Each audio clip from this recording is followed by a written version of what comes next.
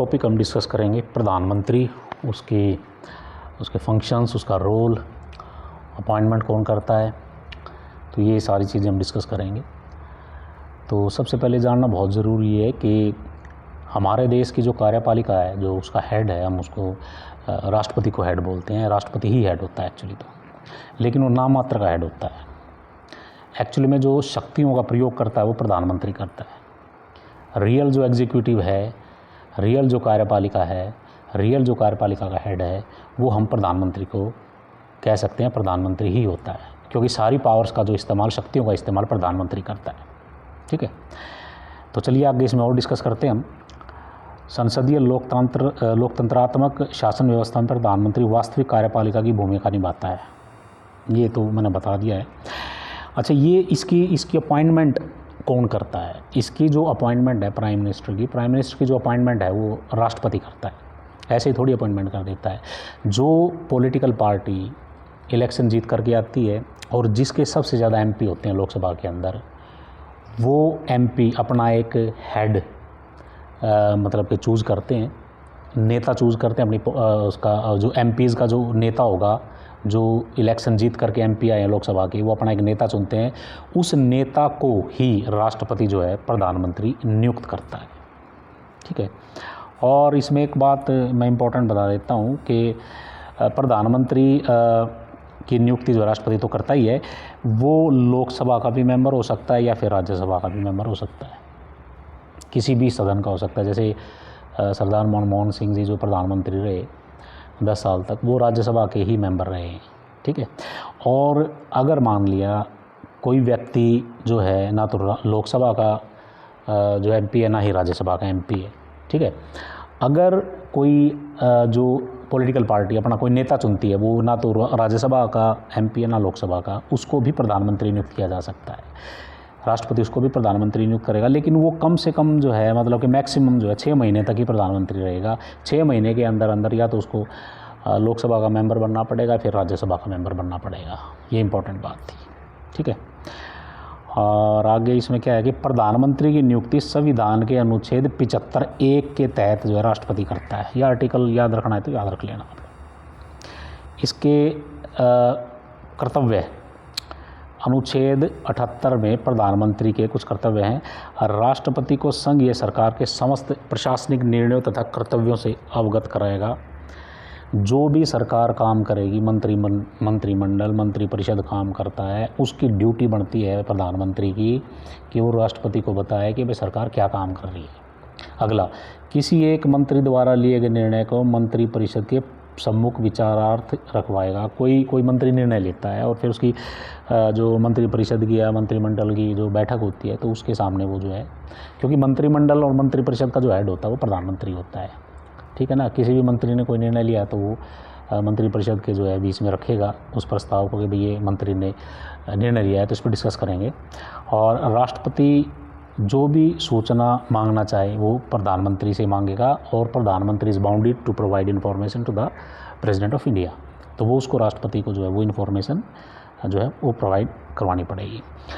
वस्तुतः प्रधानमंत्री प्रमुख कार्य राष्ट्रपति, इसका मुख्य काम देखो, अच्छा उसका मुख्य काम क्या है? राष्ट्रपति को सहायता देना और उसको जो है परामर्श करना। एक्चुअली जो मैंने जो बताया कि राष्ट्रपति जो है वो देश का भी प्रमुख है, पहला नागरिक है, और कार्यपालिका का भी हेड है। ठीक है ना, क्योंकि उसकी एक डिग्निटी है, वो नाम मात्र का तो है, लेकिन इसकी डिग्निटी है, एक उसकी प्रेस्टीज है, उसका एक स्टेटस है संवैधानिक। ठीक है ना, तो वो हेड है, क्योंकि जो भी सरकार काम करती है वो सारे राष्ट्रपति के नाम पे करती है, राष्ट्रपति के साइन होते हैं उस पर। इवन के जैसे ऑल इंडिया सर्विसेज के जो कैंडिडेट्स होते हैं, उनके अपॉइंटमेंट के जो लेटर होते हैं उस पर भी साइन जो राष्ट्रपति के होते हैं। ठीक है ना, सारे काम राष्ट्रपति के नाम पे होते हैं। और प्रधानमंत्री का जो मेन जो काम है वो राष्ट्रपति को सहायता उपलब्ध करवाना और उसको सलाह देना। ठीक है, हालांकि करता सारे के सारे जो काम है वो प्रधानमंत्री ही है, लेकिन राष्ट्रपति के नाम पे करता है। चलिए आगे देखते हैं। अब प्रधानमंत्री के जो वास्तविक कार्य वो कौन कौन से हैं? मंत्रिपरिषद का निर्माण करना। राष्ट्रपति ने जो है प्रधानमंत्री को नियुक्त कर दिया। ठीक है, अब आगे जो प्रधानमंत्री है, किसको मंत्री बनाना है, किसको मंत्री नहीं बनाना है, किसको कौन सा डिपार्टमेंट देना है, ये सारी की सारी जो पावर है वो प्रधानमंत्री के पास है। ठीक है ना, और कौन सा विभाग देना है, कौन से विभाग में परिवर्तन करना है। और उनके बीच में जो मंत्रियों के बीच में, मान लिया किसी मंत्रियों के बीच में, 2-4 मंत्रियों के बीच में जो झगड़ा हो जाए कि मैं तो ये काम नहीं करता, मेरे उसमें नहीं आता है, दायरे के अंदर मिलजुल के काम नहीं करते हैं, तो ये प्रधानमंत्री की जिम्मेदारी है उनके बीच में कोऑर्डिनेशन बना के रखे, जो है सौहार्द बना के रखे। अगला, राष्ट्रपति को अपनी सरकार तथा प्रशासन के निर्णयों से अवगत कराना तथा गंभीर मुद्दों पर विचार विमर्श करना, ये मैंने बता दिया तुम्हें। और नियमित अंतराल पर मंत्रिमंडल की बैठक आयोजित करना, ये क्या है कि मंत्रिमंडल की और मंत्रिपरिषद की जो है वो रेगुलर जो है मीटिंग्स वगैरह होती रहती हैं, और इसका जो इनकी बैठकों का जो आयोजन है वो प्रधानमंत्री ही करता है, वो मीटिंग बुलाता है, और जो उसमें बहुत सारे जो है इम्पोर्टेंट जो है डिसीजन लिए जाते हैं। आगे, सभी प्रमुख नीतियों, चाहे वो रक्षा, विदेश, औद्योगिक है, उन नीतियों का निर्माण करना और उनको लागू करना, ठीक है, प्रधानमंत्री की जिम्मेदारी है। संघ सूची के विषयों पर कानून तथा कार्यक्रम बनाना, जैसे मैंने बताया था कि भाई 3 लिस्ट होती हैं, एक तो होती है सेंट्रल लिस्ट जिसको हम संघ सूची बोलते हैं, और दूसरी होती है कनकरेंट लिस्ट, वो स्टेट लिस्ट, और तीसरी होती है कनकरेंट लिस्ट। तो संघ सूची पे जो कानून बनाती है वो सेंट्रल गवर्नमेंट बनाती है, ठीक है। जैसे फॉरेन अफेयर्स की बात करते हैं, पोस्ट ऑफिस की बात करते हैं, डिफेंस की बात करते हैं, ठीक है ना। तो ये जो सब्जेक्ट हैं वो संघ सूची के अंदर दिए गए, इन पर कानून जो बनाया जाता है संसद बनाती है, तो उसकी जिम्मेदारी क्यों है प्रधानमंत्री की, वो उसमें जो है कानून निर्माण का काम और उसको लागू करने का काम जो है वो प्रधानमंत्री करवाता है। आगे, संसद में सरकार का पक्ष प्रस्तुत करना तथा उठाई गई आपत्तियों का निवारण करना।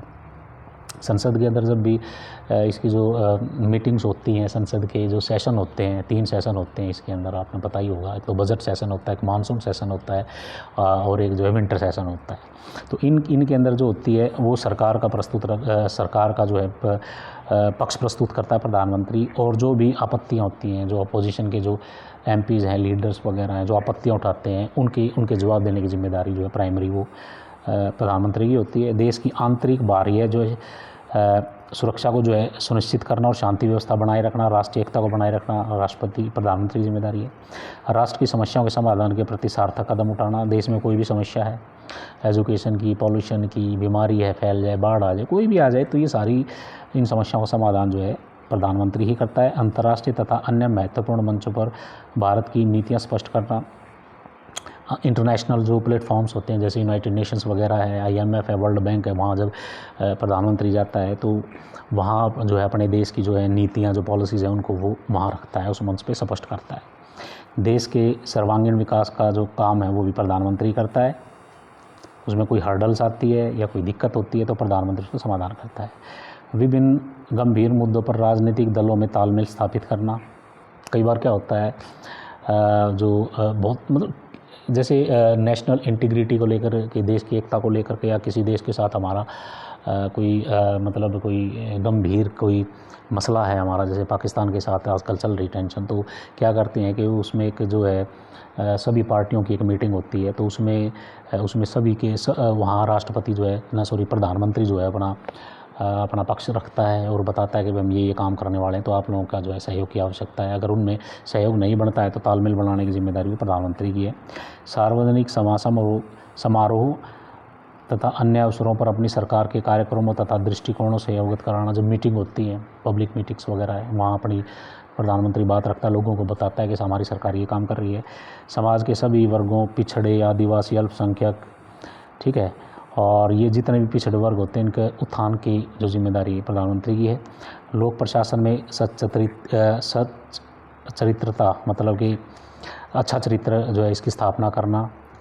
लोक प्रशासन में नौकरशाही पर अंकुश स्थापित करना। जो क्या कहते हैं कि एथिकल वैल्यूज़ की बात करते हैं हम, जो सरकारी कर्मचारी हैं, ठीक है, उनके अंदर जो है एथिकल वैल्यूज़ लेकर के आना, वो अच्छे तरीके से काम करें। और अगर नौकरशाही कोई अपनी पावर्स अगर गलत इस्तेमाल करती है, डिक्टेटरशिप करती है, तो उन पर अंकुश लगाने का काम जो प्रधानमंत्री करता है। देश की वित्तीय स्थिति को सुधारना, बजट निर्माण उसको लागू करना।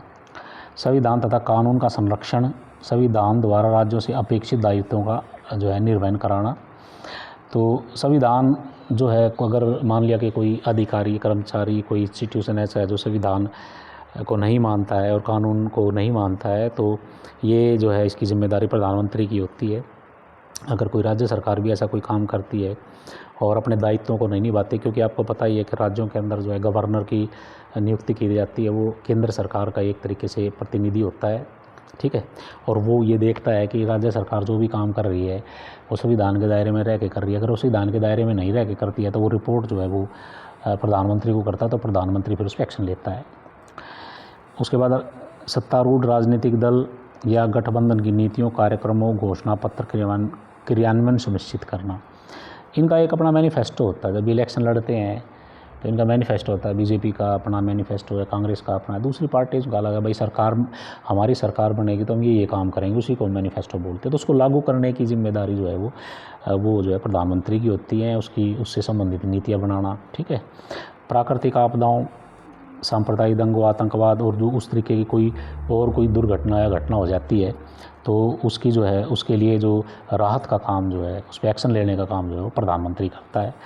केंद्र राज्य संबंधों, अंतर्राज्यीय विवादों पर निष्पक्षतापूर्वक सार्थक प्रयास करना, ठीक है ना। बहुत सारे ना कई राज्यों के अंदर पानी का विवाद हो गया या फिर पैसे को लेकर या ज़मीन को लेकर के कोई झगड़ा होता है, तो उसमें जो प्रधानमंत्री एक जो बहुत अच्छी भूमिका निभाता है योजना आयोग अध्यक्ष के नाते। क्योंकि योजना आयोग का जो अध्यक्ष होता है, देखो ये योजना आयोग तो पहले था, अब जो है उसको बोलते हैं हम नीति आयोग। नीति आयोग को नाम बदल के ही योजना आयोग का नाम बदल के नीति आयोग कर दिया, national institution for transforming India, ठीक है। तो इसका जो अध्यक्ष है वो प्रधानमंत्री होता है। उसमें क्या होता है, नीतियों का निर्माण, उनको लागू करना, संसाधन उपलब्ध करवाना, उनका मूल्यांकन करना कि भाई वो पॉलिसी जो लागू की गई हैं क्या वो अच्छे से चल रही हैं कि नहीं चल रही हैं, ठीक है। आगे फिर राष्ट्रीय एकता परिषद है, NDC है, नेशनल डेवलपमेंट काउंसिल है, राष्ट्रीय जनसंख्या आयोग है, राष्ट्रीय आपदा प्रबंध प्राधिकरण है, अंतर्राज्यीय परिषद है। इनके जो अध्यक्ष होते हैं प्रधानमंत्री होते हैं। इसमें बहुत महत्वपूर्ण जो भूमिका वो प्रधानमंत्री निभाता है। अति महत्वपूर्ण पदों पर नियुक्ति के लिए राष्ट्रपति को परामर्श देना। बहुत सारी जो नियुक्तियाँ होती हैं, जैसे CBI का डायरेक्टर है या फिर इलेक्शन कमीशन है, इलेक्शन कमीशन का जो चीफ जो कमिश्नर होता है उसकी बात करते हैं, या फिर एक तरीके से जो और भी जो पोस्ट होती हैं, जैसे कि एम्बेसडर्स लगाने होते हैं या फिर कैग लगाना होता है, controller auditor of general of India. बहुत सारी जो इंपॉर्टेंट की पोस्ट होती हैं उन पे जो नियुक्तियां होती हैं वो, जैसे इसके UPSC के मेंबर्स होते हैं, इनकी नियुक्तियां जो है वो रिकमेंडेशन जो है राष्ट्रपति करता है। फिर उसके बाद प्रधानमंत्री करता है, राष्ट्रपति फिर उसको जो है वो नियुक्ति देता है। प्रशासनिक सुधार, भ्रष्टाचार नियंत्रण, दंड, पुरस्कार, कर्मचारी कल्याण, अतिथियों का स्वागत। देखिए प्रशासन के अंदर सुधार का काम, जिम्मेदारी और भ्रष्टाचार को नियंत्रण करना ये PM की जिम्मेदारी है। अगर कोई एडमिनिस्ट्रेटर या कोई नौकरशाह अच्छा काम करता है उसको पुरस्कार देना, अगर कोई भ्रष्टाचार करता है उसको दंड देना, और जो कर्मचारियों के कल्याण के लिए काम करना, और जो विदेश से जो अतिथि आते हैं, दूसरे देश के प्रधानमंत्री, हेड्स वगैरह आते हैं, उनका स्वागत करना ये प्रधानमंत्री की जिम्मेदारी है। विभिन्न प्रकार के समझौतों तथा संधियों हेतु कारगर कदम उठाना। बहुत सारे एग्रीमेंट्स होते हैं नेशनल इंटरनेशनल लेवल्स के, ठीक है ना, और देश के अंदर भी होते हैं और इंटरनेशनल लेवल पे भी होता है। IMF के साथ, वर्ल्ड बैंक के साथ, किसी और अमेरिका के साथ, चाइना के साथ डिफरेंट ट्रीटीज़ एग्रीमेंट्स होते हैं। तो वो उसमें भी जो है प्रधानमंत्री की अहम भूमिका होती है, वो करता है प्रधानमंत्री काम। जनसाधारण की शिकायतों तथा कष्टों की सुनवाई, मतलब कि कोई भी आदमी कोई प्रधानमंत्री को कंप्लेंट करता है, उसको ईमेल कर दे या चिट्ठी भेज दे कि भाई मेरी ये प्रॉब्लम है और कोई भी पुलिस वाला या कोई सरकारी अधिकारी मेरी हेल्प नहीं कर रहा है, तो उसके लिए भी जो है प्रधानमंत्री कदम उठाता है। एक अलग से वहाँ डिपार्टमेंट बनाया हुआ है प्रधानमंत्री। राष्ट्र के नाम संदेश, आह्वान, क्षेत्रीय दौरे, सभा समारोह में उपस्थिति। देखिए 15 अगस्त को, 26 अगस्त को या कोई अच्छा ओकेज़न है या कोई आपदा आ जाती है तो प्रधानमंत्री राष्ट्र के नाम संदेश देता है कि भाई हमें ये काम करने चाहिए, ये काम नहीं करने चाहिए। वो संदेश जो है वो इम्पोर्टेंट होते हैं। और पूरे देश के अंदर दौरे करना, कहीं आपदा आ जाए या फिर कोई खुशी की बात भी हो सकती है, कोई प्रॉब्लम भी हो सकती है, प्रधानमंत्री कहीं भी जा सकता है। और बहुत सारे समारोह वगैरह होते हैं जो उसमें भी उपस्थित होता है। तो ये जो है सारे के सारे जो काम है ये प्रधानमंत्री करता है। तो प्रधानमंत्री, पहला देश का प्रधानमंत्री कौन था? जवाहरलाल नेहरू। अब कौन है?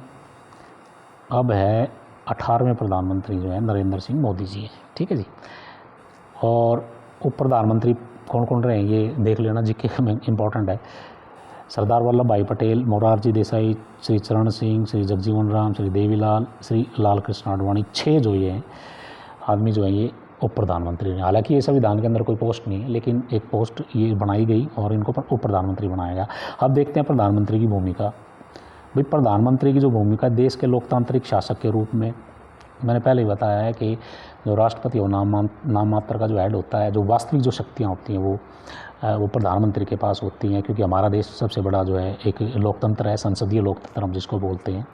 तो उसकी जो सारी की सारी जो शक्तियाँ वो प्रधानमंत्री के पास होती है, पर प्रधानमंत्री उन शक्तियों का प्रयोग जो है वो लोकतंत्र के फ़ायदे के लिए, लोगों के फ़ायदे के लिए जो है उन शक्तियों का जो है प्रयोग करता है, संविधान के कॉन्टेक्स्ट में उन शक्तियों का प्रयोग करता है, ठीक है ना। क्योंकि लोगों की एक मतलब लोकतंत्र के अंदर क्या होता है कि लोगों की इच्छा जो होगी वो प्रधानमंत्री उसको एग्जीक्यूट करता है, कि लोग चाहेंगे कि भाई बड़ी बड़ी सड़कें बनाई जाएं, लोग रोज़गार प्रोवाइड कराए जाएं, या गरीबों को हेल्प करी जाए, तो लोगों के विश्वास के ऊपर ही जो है वो प्रधानमंत्री काम करता है, ठीक है। आगे नीति निर्माता के रूप में, ये मैंने पहले बताया कि पॉलिसी मेकर, सबसे बड़ा जो नीति निर्माता जो देश का वो प्रधानमंत्री होता है, चाहे वो नीति शिक्षा को लेकर के है, स्वास्थ्य को लेकर के है, उद्योग को लेकर के है, या फिर एग्रीकल्चर को लेकर के, कोई भी जो नीति है वो सबसे जो नीतियाँ हैं वो प्रधानमंत्री डिसाइड करता है, ठीक है ना। वो नीतियाँ जो है काउंसिल ऑफ जो मिनिस्टर्स की, जो मंत्रिपरिषद की मीटिंग होती है, उनके अंदर वो डिस्कशंस होते हैं, और ज़रूरी पड़ता है तो उसको लेकर के कोई एक्ट बनाया जाए तो पार्लियामेंट में जो बिल लेकर के आया जाता है फिर उसका एक्ट भी बनवाया जाता है, ठीक है। आगे है विकासोन्मुखी नेतृत्व के रूप में। भाई देश का जो डेवलपमेंट है, अब ये सारी जो पॉलिसी वगैरह बनाई है उनको एग्जीक्यूट करना, उनको लागू करने की जो जिम्मेदारी है, देश को विकास के पथ पर लेकर के आगे चलने की जो बात है वो प्रधानमंत्री ही करता है। सड़कों का निर्माण करना है, या फिर एविएशन की बात है, एजुकेशन को आगे लेकर के जाना है, ठीक है ना, एम्प्लॉयमेंट करना है, या फिर एग्रीकल्चर में डेवलपमेंट करनी है, नए नए बीजों का ईजाद करना, रिसर्च एंड डेवलपमेंट की बात करनी है, या देश के विकास को लेकर के कोई भी तथ्य है, टेक्नोलॉजी के अंदर हमें आगे जाना है, आर्टिफिशियल इंटेलिजेंस के अंदर आगे जाना है, चांद पे हमें पहुंचना है, ठीक है ना। तो साइंस एंड टेक्नोलॉजी में हमें जो है आगे बढ़ना है, तो ये विकास के पथ पर अगर आगे ले जाने का जो काम है वो प्रधानमंत्री ही करता है, ठीक है ना। ये मुनरो ने प्रधानमंत्री को, बड़े स्कॉलर रहे ये, उन्होंने कहा राज्य रूपी जहाज़ का कप्तान, ठीक है।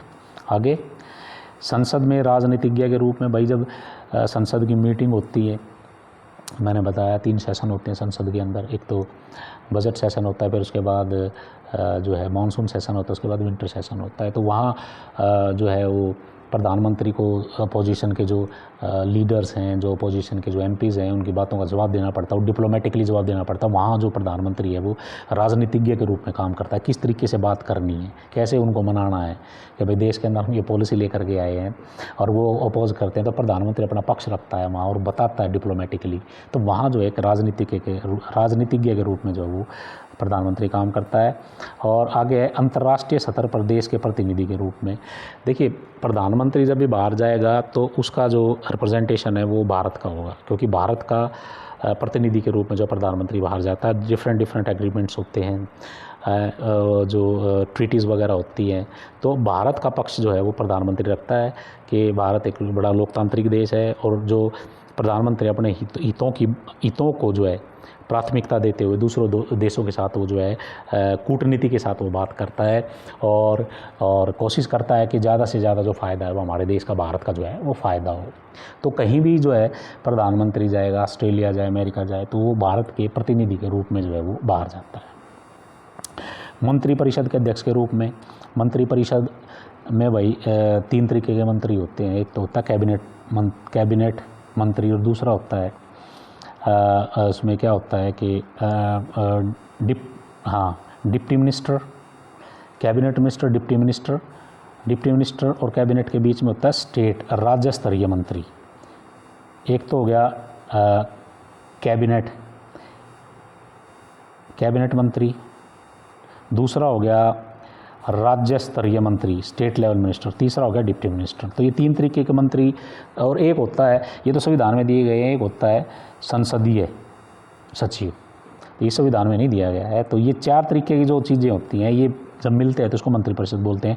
और जब हम सिर्फ कैबिनेट मंत्री की बात करेंगे, ठीक है, कैबिनेट मंत्री की बात करेंगे तो उसको मंत्रिमंडल बोलते हैं, कैबिनेट स्तर के जो जो अपने मंत्रालयों के अपने डिपार्टमेंट के जो हेड होते हैं फुल फ्लैज, ठीक है। और जो राज्य स्तरीय मंत्री होते हैं या डिप्टी मिनिस्टर होते हैं वो जो है कैबिनेट स्तरीय मंत्री जो है उसको वो हेल्प करते हैं। तो मंत्री परिषद की जितनी भी मीटिंग्स वगैरह होती हैं वो सारी की सारी प्रधानमंत्री की अध्यक्षता के में होती हैं और उसमें ही जो है मेजर डिसीजन लिए जाते हैं with the consent of the prime minister. तो क्या होता है कि इनका एक सामूहिक उत्तरदायित्व भी होता है। अगर एक मंत्री गलती करता है तो इसका मतलब पूरी सरकार गलती करती है। तो आपने देखा होगा कोई मंत्री गलती करता है तो पूरी की पूरी सरकार के मंत्री जो उसको बचाव में उतर जाते हैं, क्योंकि उसने गलती मान ली, एक्सेप्ट कर ली तो सरकार की बदनामी हो जाती है और सरकार को जो इस्तीफ़ा भी देना पड़ सकता है। राष्ट्रपति के परामर्शदाता के रूप में मतलब कि being adviser of the President of India, तो राष्ट्रपति को सलाह देना, ठीक है ना, किस तरीके से काम करना है, कैसे काम नहीं करना है। तो क्योंकि सारा का सारा जो पावर्स होते हैं प्रधानमंत्री के पास होती हैं, ठीक है ना, क्योंकि जो राष्ट्रपति होता है, राष्ट्रपति तो एक नॉमिनल हेड होता है, सारी पावर्स का जो इस्तेमाल है वो क्या कहते हैं प्रधानमंत्री करता है, ठीक है ना। और वो सारे काम जो है राष्ट्रपति के नाम पे करता है। तो टाइम टू टाइम मतलब रेगुलर इंटरवल में जो है वो प्रधानमंत्री को जो है बीच बीच में मिलता है और वो सरकार के बारे में बताता है कि भाई सरकार ने क्या डिसीजन लिए, कौन कौन से काम एग्जीक्यूट कर दिए और क्या आगे काम करने वाली है। और वो राष्ट्रपति को सलाह भी देता है कि जी राष्ट्रपति जी हम ये काम करने वाले हैं और ये काम कर लेंगे तो इससे देश का इतना फ़ायदा होगा। तो वो एक सलाहकर्ता के रूप में जो है वो काम करता है प्रधानमंत्री। तो ये मैंने बहुत सारी जो है बातें आपको बताई प्रधानमंत्री के बारे में। और प्रधानमंत्री को ये सवाल भी होगा आप लोगों का कि इसकी प्रधानमंत्री को तनख्वाह कितनी मिलती है भाई, है ना। तो प्रधानमंत्री को जो है as a MP of the मतलब कि पार्लियामेंट, ठीक है ना, उसको जो MP को जो तनख्वाह मिलती है 1 लाख 1.5 लाख और जो अदर बेनिफिट्स मिलते हैं वो सारे वही मिलते हैं। लेकिन एडिशनली क्या होता है कि प्रधानमंत्री को और बहुत सारे अलाउंस मिलते हैं। MP को तो मिलते ही हैं, जो MP को तनख्वाह मिलती है वो MP की ही तनख्वाह होती है, प्रधानमंत्री से ज़्यादा नहीं होती। लेकिन प्रधानमंत्री के पद के रूप में जो भी उसको अलाउंस मिलेंगे वो सारे के सारे जो उसको अलाउंस मिलेंगे। और जो नई दिल्ली के अंदर उनको एक जो है एक रेजिडेंस भी दिया गया, काफ़ी बड़ा है, पंचवटी हम जिसको बोलते हैं। पहले तो 7th रेस कोर्स नाम था उसका, अब उसको पंचवटी बोलते हैं। अब तो क्या सुनने में आया कि वो बहुत बड़ा बना दिया है, अब तो काफ़ी पैसा लगा करके प्रधानमंत्री का निवास बनाया गया है। तो ये कुछ बातें मैंने बताई प्रधानमंत्री के बारे में। प्रधानमंत्री के मुझे उम्मीद है कि भैया आप लोगों को ये पसंद आई होगी। Thank you.